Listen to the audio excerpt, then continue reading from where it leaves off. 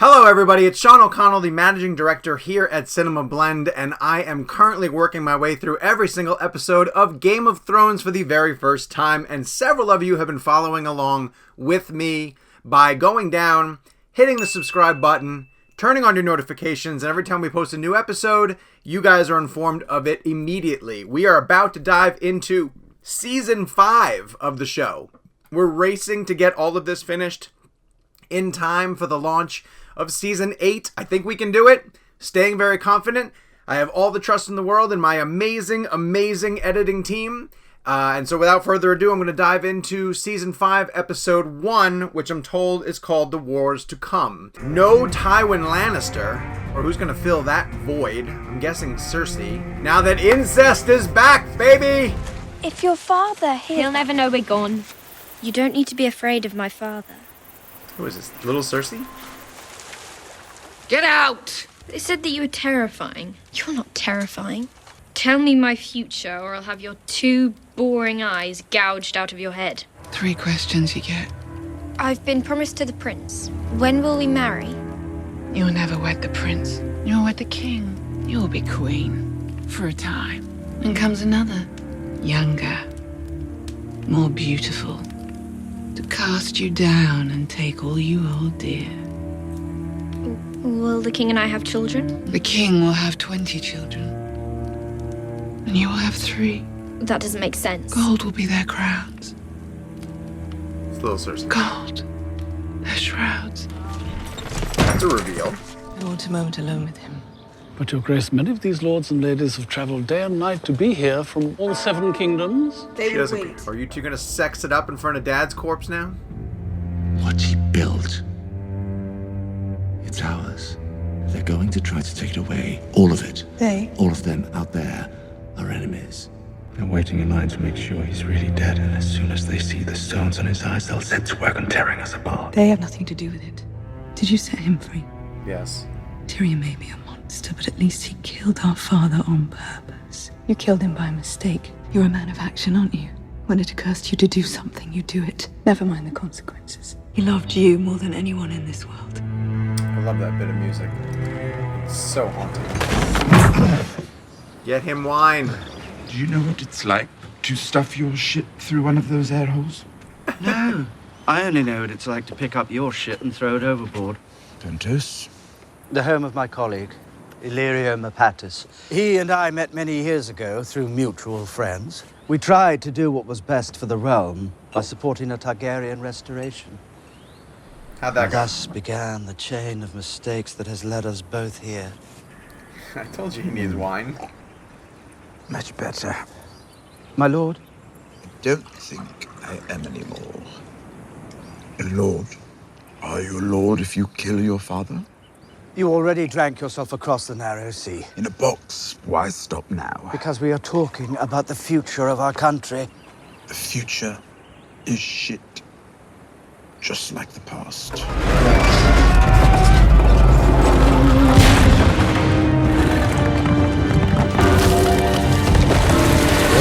That's great.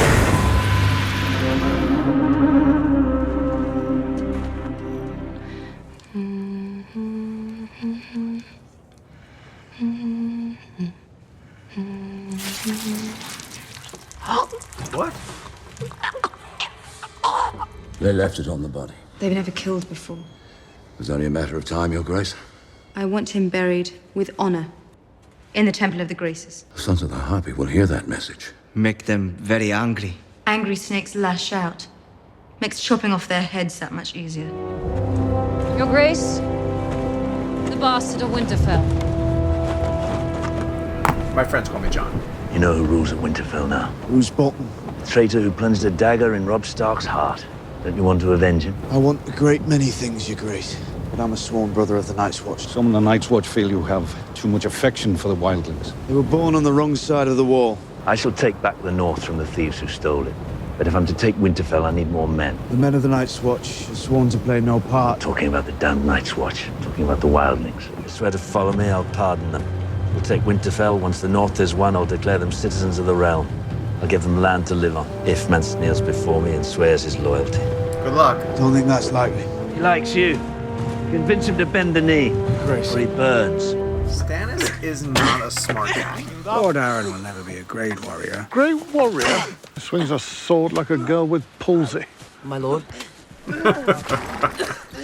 How dare you talk about Robin Arryn that way? He has other gifts. Does he?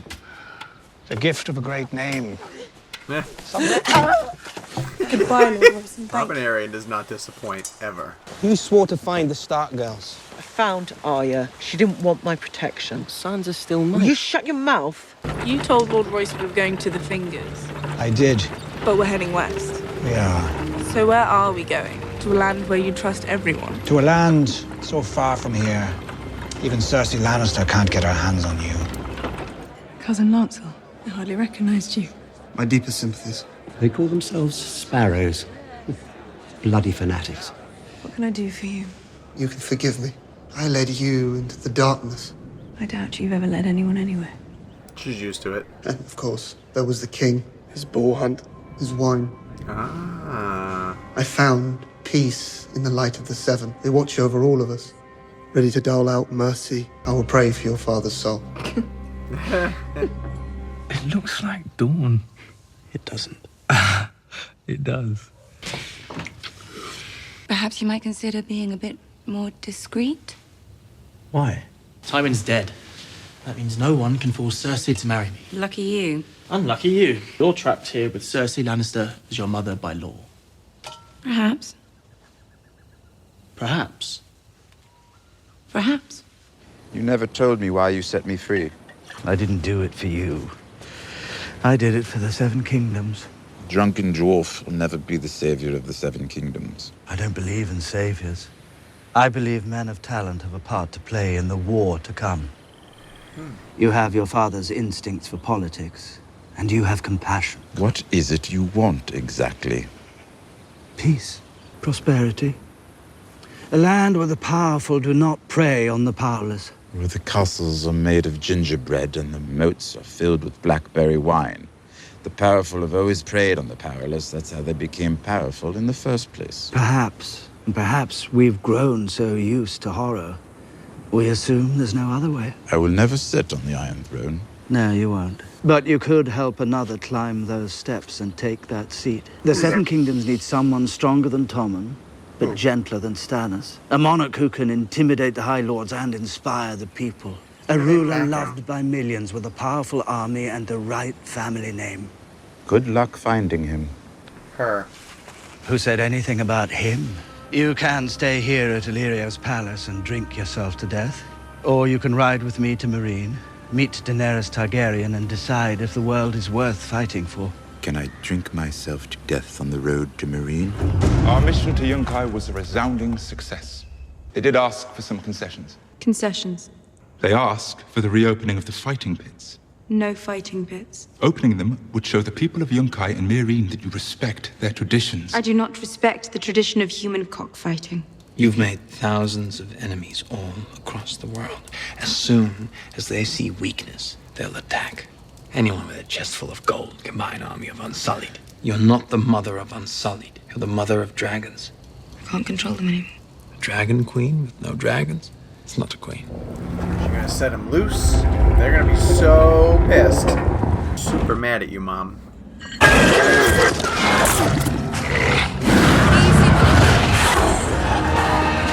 Run away?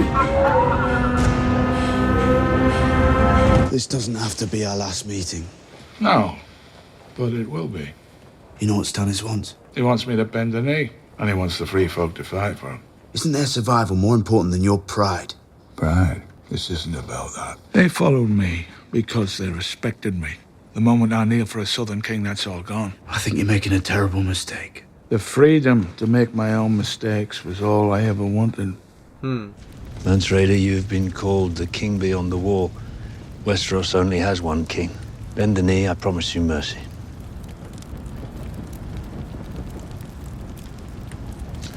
This was my home for many years.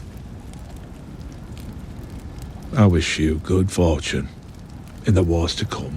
Not the most triumphant farewell speech, but chilling nonetheless.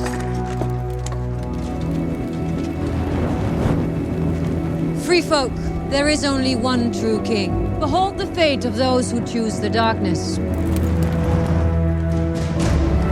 This is just awful to watch. Everybody gathers around and just watches this happen. See? John can't stomach it. Oh, look at that face.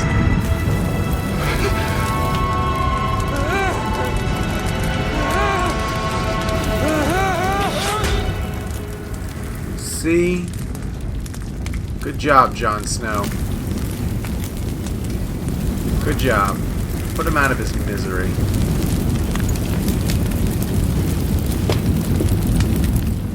Season 5, Episode 1, The Wars to Come. A line used by two different characters, both of whom are looking beyond the now to what is pending. Varys always looking a few steps ahead, telling Tyrion, I didn't save you for you necessarily. I saved you because you will be valuable in the wars to come. Tyrion and Varys discuss that they need to back somebody, and Varys says essentially, Tyrion, maybe you need to back Daenerys Targaryen.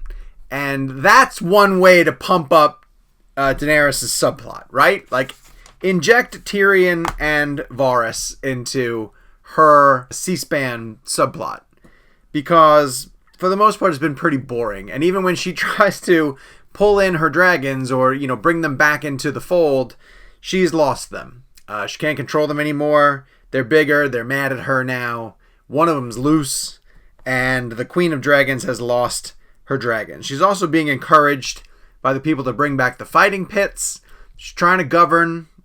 She says, I'm not a politician, I'm a queen. But now that the tease of Tyrion and Varys going up to Meereen, get me there. Jon and Mance have a big discussion about essentially setting aside your morals and your principles, like for the benefit of survival. The bigger war is coming. Winter is coming. And Mance, it's time for you to turn over your wildling army so that when that threat comes to pass, we all have a chance to survive. And Mance is not one of those people who is willing to compromise for the benefit of the realm. Where we get somebody like Varys who does often compromise and says that it's in service of the realm, but still always looks out for himself. But Mance, as somebody who was part of the Night's Watch, earned his freedom through the wildlings, or freemen and women, tells Jon Snow in a very striking line, the freedom to make my own mistakes was all I ever wanted. And sure enough, he earned it, and it cost him his life.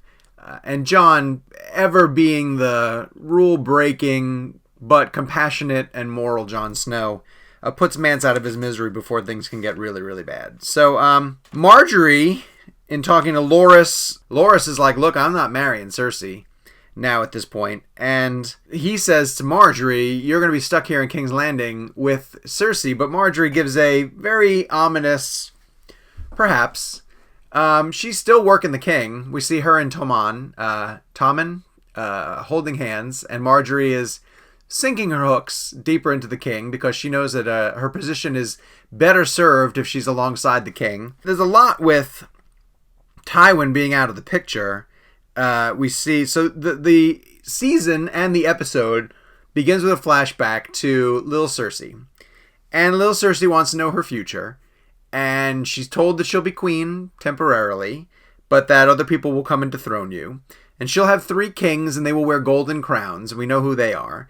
But what was revealed in that, which could be significant, could just be a throwaway line, is that Robert has potentially 20 children. And that's a lot of significant heirs with traditional bloodline who have a part to play in claiming the throne. So we know Gendry's one of them. So this episode was a catch up with everybody kind of thing, right? Like, let's sprint through a lot of different places, see where everybody is standing after we left them at the end of season 4. We get the Red Woman and Jon Snow.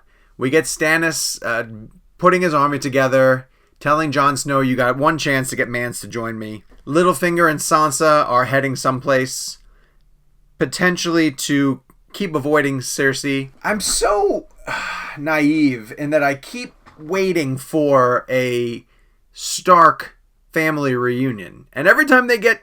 Like, Arya was right outside the gate of the Eyrie, and Sansa was inside.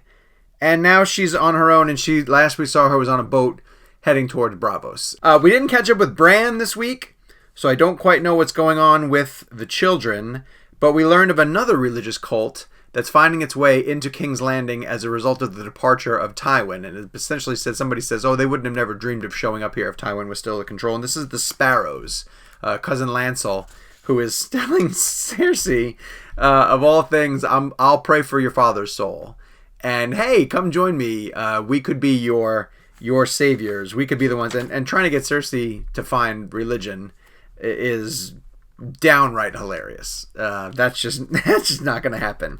But that's interesting that the Sparrows feel like a Scientology-esque cult, and religion's always been sort of a interesting subplot in how it's used in the realm. And so, if they're introducing the Sparrows into King's Landing, I'm going to put a pin in that and think that this might become important later somewhere down the line. Dany has a threat, not only with the fact that her dragons aren't paying attention to her anymore, but we learn about the Sons of the Harpy.